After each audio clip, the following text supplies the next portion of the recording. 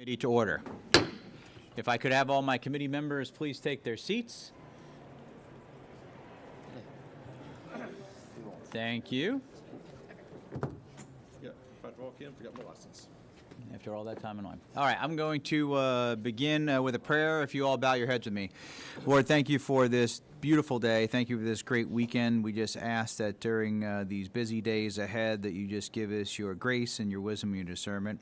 And Lord, we ask all these things in your most holy name. Amen.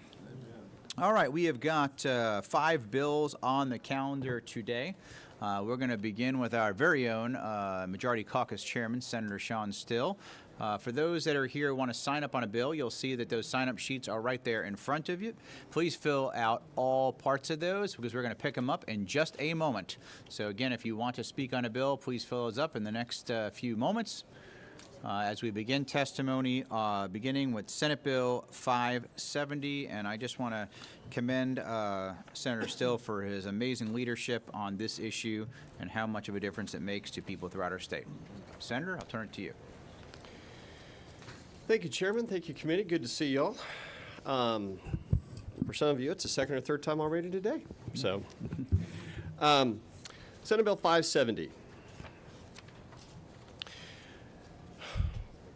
When we think about all the great work that's been done in our state in human trafficking prevention, there is another box needing to be checked, and that is mandatory frontline worker training for our hotel industry, short-term rentals, and we want to make sure that we're partnering with our own CJCC on utilizing their curriculum and working with them on best practices for training and reporting this horrendous crime, ensuring that we are able to have our frontline workers to, as quickly as possible, identify it, report it, and put an end to it as quickly as possible.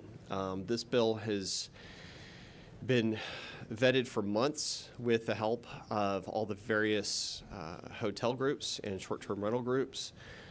It has tremendous support from the industry. I know that many of them are here today to speak in favor of the bill. Happy to answer any questions, and I know some folks are here, and I know we have a full docket, so out of respect to the committee, happy to answer questions or just go to our guests that are here. Thank you. I believe that this mandatory training and more awareness is going to ultimately save lives. Are there questions from the committee members for the bill's author? Okay, seeing none, I've got a couple people signed up to speak. First, Mr. John Gerard, why don't you come to the podium? Oh, okay, I take that back. It's going to be Chris Hardman, my favorite constituent. Well, thank you, Mr. Chairman, and I will say you are my favorite neighbor. So it's always a pleasure to be here. My name is Chris Hardman, President and CEO of the Georgia Hotel and Lodging Association. I'm here to speak in strong support of Senate Bill 570, and I want to thank. I'm here speaking on behalf of our friends at the American Hotel and Lodging Association, the Asian American Hotel Owners Association, and the Georgia Association of Convention and Visitors Bureaus, who are all out there behind me. But in the interest of brevity and the fact that you have so many bills on the docket today, I wanted to be quick. We've been working with Senator Still for months, as he alluded to, and we feel that he has truly perfected this language, and we take it on as a duty of ours to ensure that all of our employees are trained in human trafficking prevention. One life saved is worth the investment. One victim out of shackles is worth the time, and we feel that before the World Cup comes here in June, that we want to tell the world that there is no room for trafficking here in the state of Georgia. So with that, Mr. Chairman, I'm happy to stand for questions, or if not, I'd ask for this committee's favorable consideration. Do we have any questions for Mr. Hardman, who I have to clarify shares my favorite constituent with Mr. Jeff Hamling in the back of the room? Questions for Mr. Hardman or the associations who have all come together to do this great work with Senator Still? Seeing none, thank you. Thank you. All right. Now, Senator Still, I believe we're going to add a tiny amendment in order to have some additional representation. Is that accurate? It is, Mr. Chairman. On lines 25 and 37, after the word association, so it would read, with the Georgia Hotel and Lodging Association, comma, and it would be the same language at 25 and 37, comma, and representatives of short-term rental hosting platforms. So you think about your short-term, long-term, Airbnb, vacation rental by owner, anything like that, it would just make sure to include them as well. Makes perfect sense. Okay. Before we begin the journey of doing a motion and amending the bill, are there any questions, comments from the committee members? Seeing none, what is the pleasure of the committee? Motion to pass from Senator Bearden, second from Senator Payne. Now I'm going to open it up to amendment. Senator Halpern, would you like to make an amendment? You sure? That would say on lines 25 and 37, after association, comma, and representatives of short-term rental hosting platforms? That is an excellent, thank you. And Senator Wicks, did you want to make a second to that amendment? Thank you so much for your help. Any further discussions about the amendment? Seeing none, all those in favor, please say aye. Aye. All right, we have a new committee substitute as amended. Any further discussion? Seeing none, all those in favor of the bill will say aye. Aye. All opposed, no. Passes unanimously. Great job. Stay seated right where you're at, Senator, and we're going to get your next bill up right away. All right. So, folks, I can get next in your folders. You're going to see another great bill, which should be Senate Bill 587. All right, Senator Still, you want to start us out here in LC 60-0286. Thank you, Chairman. So the second greatest sin that humans can do is sinning against another human. Second only to that is to an animal. And in my family, our dogs are members of the family, and I think for many folks that's the case. This bill says that if you have been convicted of cruelty to an animal, you are no longer eligible to adopt an animal in the future. It allows our dear friends at the Prosecuting Attorneys Council, subject to appropriations, to maintain a database upon conviction, not accused of, but strictly by that criteria. But it would be a statewide, publicly searchable animal cruelty database. And we have worked with the Prosecuting Attorneys Council on the drafting of this bill. I believe our dear friend Jessica Rock is here from PAC to discuss it from a legal perspective and what the mechanism of that is and what the criminal code of that is. And all this falls under Section 16-12-4 of the Animal Cruelty Code. And she is here to talk about it. Happy to take any questions. Thank you, Senator. And isn't it true that people that do this type of abuse to animals typically escalate that to humans, or it is cyclical both ways? And by doing this, we're hopefully identifying these folks and stopping them in their tracks. Amen. Yes, sir. Thank you. Questions from the committee members to the bill's author? Seeing none, Ms. Jessica Rock, you want to come down to the podium here? No stranger to our committee at the outstanding work she has done for PAC, but specifically this issue alone. So please fulfill the wisdom that you always bring to this committee. Thank you, Chairman. This is my favorite committee, so thank you as always for having me. As the Senator mentioned, this bill is essentially to establish an animal abuse registry for those who commit harm to animals. Florida has passed one recently. Tennessee has also had one passed for quite some time. And I do appreciate the Senator bringing this bill to you all. I think it is an important bill. I think it will be very helpful, not just for people who want to know if they have somebody that they're in their presence who's on this registry, but in addition to that, animal shelters, I think, could make a lot of use out of this with all the problems that we have with people going and readopting animals who have histories of animal abuse. We will continue to work on this bill with Legislative Council and the Senator to be sure that it has everything that it needs. But other than that, we are in favor of the bill. Thank you. Questions for Jessica? Seeing none. Thank you. What is the will of the committee? Oh. I'm sorry. I'm going to go ladies first this time. All right. Senator Halpern, motion to pass. I got a second from Senator Bearden. Any further discussion? Seeing none. All those in favor, please say aye. Aye. All opposed, please say no. Passes unanimously again. Congratulations. Best of luck in the Rules Committee, Senator Still. Woof. There will likely be some howling. All right. Thank you. He is not here right now because he is another committee, but I'm going to go ahead and bring up Senator Rick Williams' bill next, which you will see is a very simple bill, 586. And this bill I will present on his behalf, may be the simplest one you're going to hear, which simply just says the Commissioner of Public Safety, which is also the Colonel of the State Patrol, is authorized to issue accommodations for heroism for any public safety animal. I thought that went very well with our last one, that's injured or killed in the line of duty. Are there questions of Senate Bill 586? Seeing none, what's the will of the committee? Motion do pass. Motion do pass from Senator Dickerson. I get a second from Senator Payne. Any further discussion? Seeing none, all those in favor, please say aye. Aye. All opposed? Passes unanimously. Best of luck to Senator Williams and the Rules Committee. All right, we're moving along. Okay, Senator Strickland is going to be a moment, so we are going to go to Senator Dickerson to your bill. That is going to be Senate Bill 442. And if you can see in your folders, there is a substitute to this bill. We'll make sure everybody's got the right one. It should be LC 630132S. And Senator Dickerson, if you want to stay right in your seat, you can present that bill from there if you like. Perfect. Thank you so much, Mr. Chairman. Thank you, members of the committee. This should be a pretty simple bill all the way around.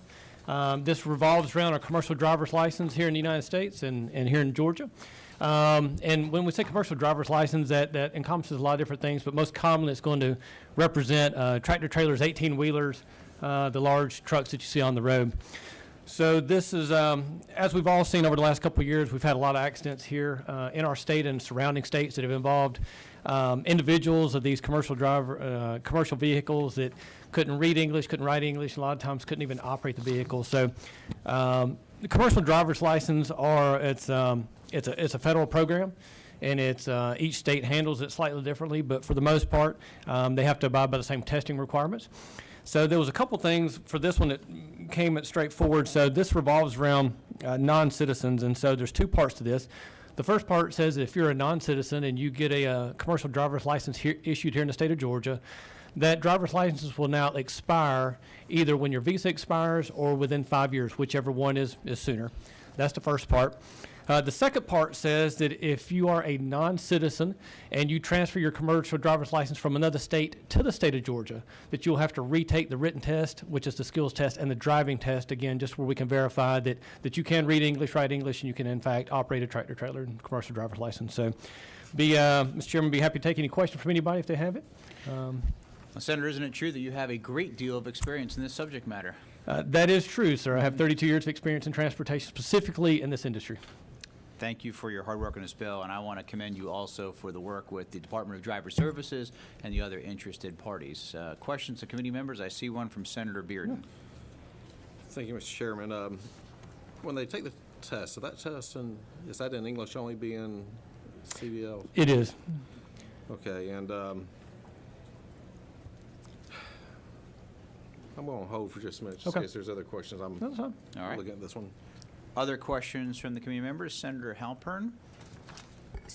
Can you explain to me, please, just because I don't know, and then I might have a follow-up? What is the current process if you are a non-citizen when your license expires? So my regular driver's license, which is different than CDL, it expires, I just go and I get a new license. Okay. Is that the same process for the CDL license, or does everybody at the expiration have to retake the test and kind of requalify again to get Yeah. the license? Great question, and thank you so much for that. So a commercial driver's license is slightly differently. So when it comes to commercial driver's license, the only thing that you have to retake is for your hazmat endorsements. So you don't have to take a new written test or driving test specifically for the state of Georgia whenever you renew your commercial driver's license. Other questions? Senator Bearden, you came up with Yeah. one in the interim here? Yeah, so if we're talking on line 29, non-citizen, that refers back to line 16 through 21. So they're non-citizen, but they are here legally, correct? You are correct. Okay. I think that's why they're tying it to the visa extension. So my understanding, based on the conversations we have had with the bill's author and driver services, let's say someone's visa ends in 3 years from now, but they'd normally have a 5-year CDL. Well, they won't. It'll actually end on 3 years. They would have to come back and show an extended visa in order to then get their CDL extended. Perfect. All right. Got another question from Senator Halpern. We're going back and forth. I know, sorry. Yeah, So, perfectly. I didn't want to get too deep in this real quick, no, but I no. figured you guys would have some questions. well, so that my follow-up was going to be, but the bill does then require the non-citizens to retake both that knowledge and skills test upon renewal, correct? Only for the way, for when it comes to the substitute language that we did, it's only based upon when they transfer it from a different state to the state of Georgia. Okay. So now they don't have to retake it at renewal. It's only when they transfer their license from another state to the state of Georgia. Okay, thank you. Excellent. Other questions for the bill's author? I was just going to mess with Senator Halpern saying that, since we was going back, no, just. Okay, nice. All right, I don't see any, nobody has signed up to speak for or against this bill in the audience, so what is the will of the committee?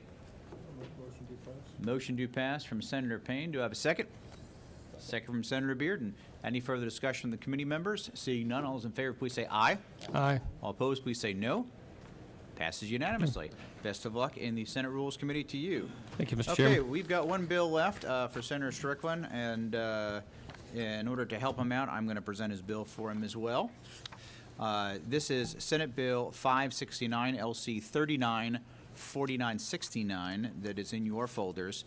What this bill allows, and this is a difference, and I spent a lot of time reaching out to all my brethren in the public safety and first responder community, is allowing tow trucks to have red lights. Now, this is a big deviation from the past for somebody who's, well, my family's been doing it for over 100 years. So this is a change, but after discussion, we seem to really have great unity on this topic. And for a tow truck, the challenges we face, for those of us that might get on the interstate or a major intersection, getting a tow truck to that scene in order to move that vehicle off the road is a public safety issue. And while they're there, our police officers, our firefighters, our EMTs, et cetera, are in danger while they're around that. The quicker we can get that vehicle off the road and clear the scene, that's obviously first and foremost, but secondarily, it's clearing traffic and all the other things that we want to do. This will still be governed the way red lights are governed today. So there's an application process that goes through the Department of Transportation. Ultimately, the Commissioner of Public Safety can both authorize, but can also revoke that if someone does something wrong, which, over the time, the colonel does have to cite certain people. But I think in general, this is a well-balanced bill. I want to thank those folks who are here from the industry and Senator Strickland for bringing it forward. Are there questions from the committee members? I got a question from Senator Bearden.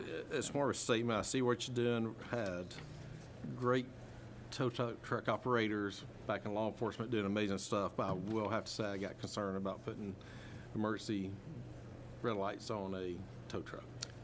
I had that same concern until I talked to our brethren. I see in the back of the room, I see Mike and Terry back there from the Georgia Sheriff's Association. You're not signed up, but would you like to say anything on behalf of this bill, or? Well, we do typically do here, but for now, I'm just going to let you come to the microphone because you're my friend.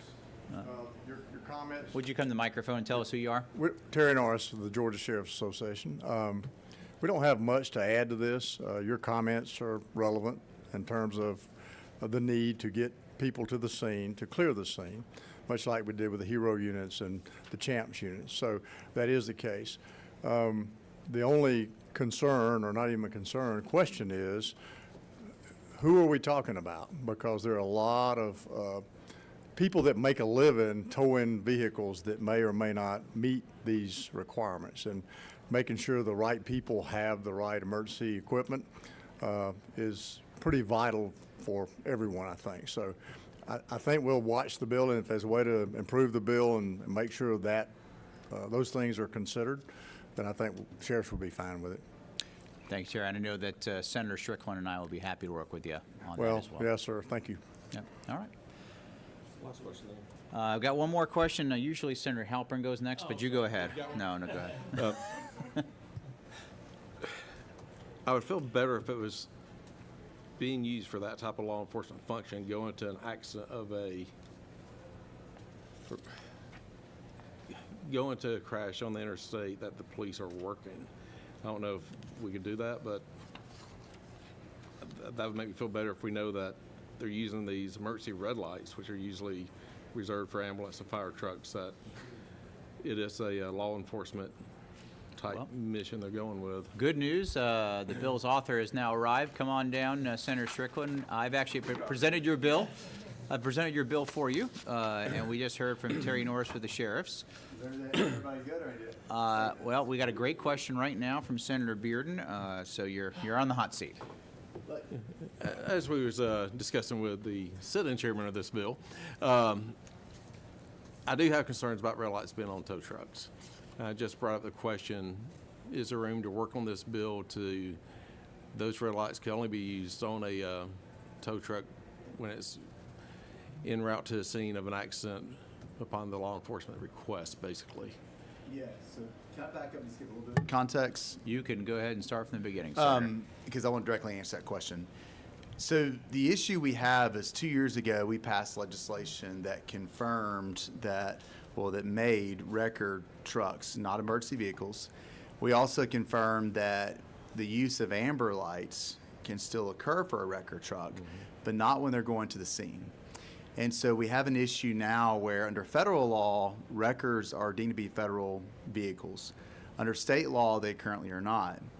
And you have issues occurring right now on the interstates, in particular certain parts of our area, such as where I live, where you have a program called the TRIP program. I'm not sure if y'all talked about this, but the TRIP program is a federally funded program through GDOT, where if someone applies for and is accepted into this program as a wrecker company, they are incentivized. They get extra money if they arrive at a scene and clear an accident within a particular period of time. The whole goal of this is in particular looking at these hotbed areas of traffic, such as Henry County. When there's a wreck out there, the way people a lot of times die in these wrecks is because of secondary accidents. In addition to that, it's very annoying to sit in traffic. And so we have a federal program that allows us, through GDOT, who implements it, to incentivize trucks to go out there and get things cleared in a certain period of time. To be a part of the TRIP program, not everybody does it because you have to have a lot of equipment, a lot of insurance. It's very specialized.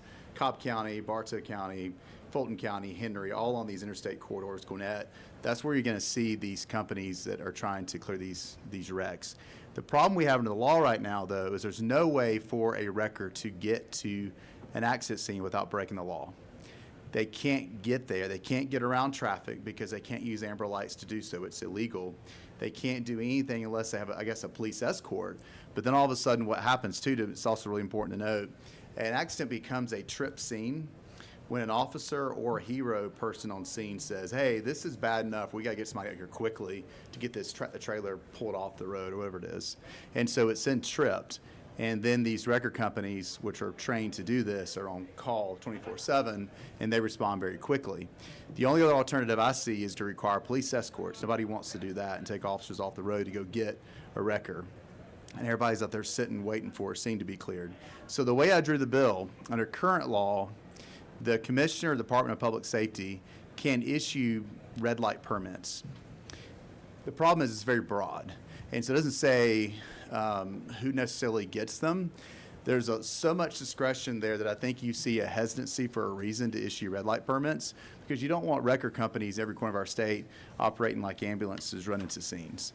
And so what I did with this bill is I made it where only those wrecker companies that are accepted as part of the TRIP program, so they have oversight from GDOT and the feds as part of this program, or if they're under a contract with a local government to provide wrecker services. Henry County, for example, develops interstate into zones, and so law enforcement, if they're under a contract with the county, will actually know who to call to clear a scene as well. And so you would have anybody that is currently under supervision of a county government or a city government, if cities do this, to clear scenes, or part of the TRIP program. Those people could qualify to get the revolving light, red light permits from the commissioner. The commissioner, though, in this shall issue the permits to one of those companies if they meet the training requirements that the commissioner would then set up. So you have the protection of anybody that would get these permits has to be someone that is part of this program, who is being paid to get there within a certain period of time, then is going to have training from the commissioner, or they're going to be subject to a contract with local government where they're out there clearing the scene. And to directly answer your question, it's permits, it's little stickers that are given. And so I see nothing under the way the law is written that would prevent the commissioner from deciding which vehicles get to use those stickers. Appreciate the explanation on that, especially on the truck program. I It's was a- not and- familiar with it. And I'll be honest, I get the knee-jerk reaction is red lights on record trucks. I have the same one. Yeah. The problem is, this is something, but half the states in the country already have these type of lights on records. I'm trying to draw it in a way where we can make sure just the folks who are trained, who are responding to these emergency calls, get interstate clears, the only ones that can get them. And this is something I worked with the colonel directly on to make sure he was okay with this language, because currently, he could do this, that's true, but I understand why there's a hesitancy, because it's way too open like it is. This is meant to actually tighten that up, though it does take some discretion away. It says he shall issue it to these individuals if they meet the training requirements that he has. All right, thank you. Other questions for the bill's author? Seeing none, what's the pleasure of the committee? Move to pass from Senator Payne, second from Senator Robertson. Any further discussion? Seeing none, all those in favor, please say aye. All opposed, please say no. Passes unanimously. Thank you. Good timing, and the cavalry just arrived for you as well, so. It's a All long right. walk, but you came from there too. I beat you here. Yeah. I ran. Very Well, good. that's because you were running from people. I was just wandering. I didn't want the bill, I didn't want it to come back again, so I want to get this done. All right, so thank you, members, for being here. That is the last bill on the calendar. We are not going to be meeting on Wednesday. We will likely be in session anyway. So this will be the last meeting prior to crossover day. We do have quite a lot of House bills that we are sifting through right now. If you have any particular interest for or against, please come talk to me ahead of time. But we'll be going through those and assembling those appropriately as we schedule our meetings post-crossover day. If there's no more business before this committee, we are hereby adjourned. Thank you, Mr. Chairman. Thank you. Good job.